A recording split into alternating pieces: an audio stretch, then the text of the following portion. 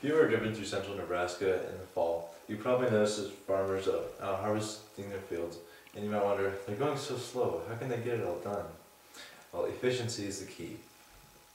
I'm going to inform you about different ways that we are efficient on our farm and how these efficient practices affect the outcomes.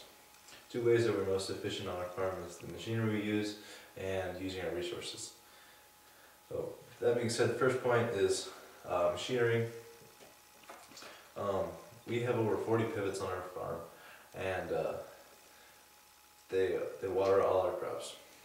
And according to Cook, the president of Lindsay Manufacturing that makes Simatic pivots, says they use half as much water as conventional flooding. He said that in 1991. And Gokak, the president of Valmont, which makes Valley pivots, said also agrees and said they produce higher yields and produce higher crop qualities. Implements that we use, they allow us to make less passes through the field, so we don't compact the soil as much and we don't till our fields up. On the compaction side, our tractors have duals in the front and duals in the rear to spread out the immense weight.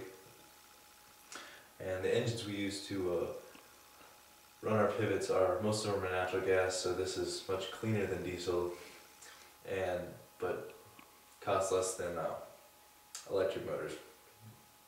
Our grain handling system is up to date because a columnist in Corn and Soybean Digest by the name of Morrison said this is the best way to improve efficiency on your farm because it is the biggest fuel guzzler on a row crop farm.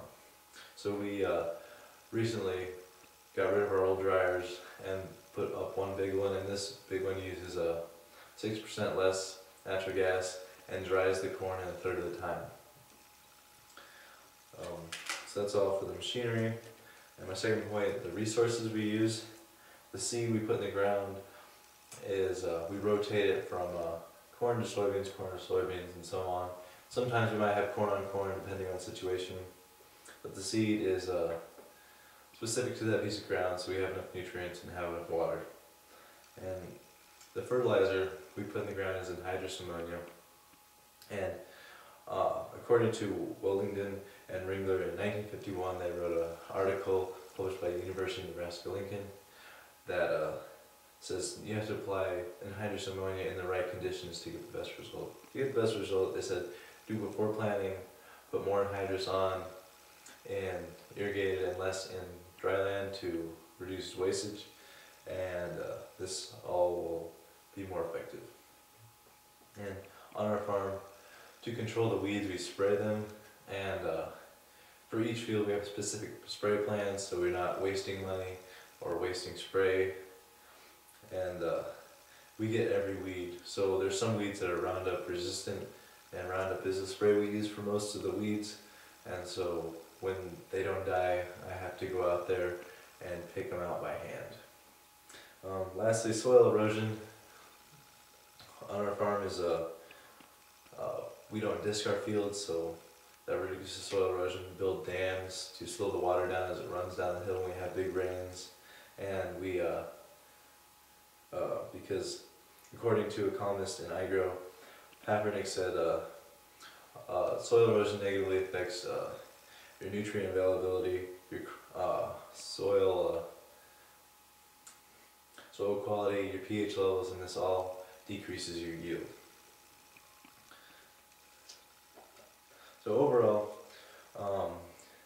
with our machinery, we have pivots, our tractors and implements require less passes and spread out their weight, and our engines are natural gas, and our grain handling is up to date. Our seed that we put in the ground is specific to that piece of land. Our fertilizer that we apply it in the right conditions, and we spray our fields very specifically, and we reduce our soil erosion. So overall, our overall efficiency is good for both the environment and the farmer. No harm can really come from it. The farmer might get a little overwhelmed, but he can get over it. So farming is a puzzle that repeats itself year after year, and the better we can get these puzzle pieces to fit together, the less less impact we'll have on the environment and the more money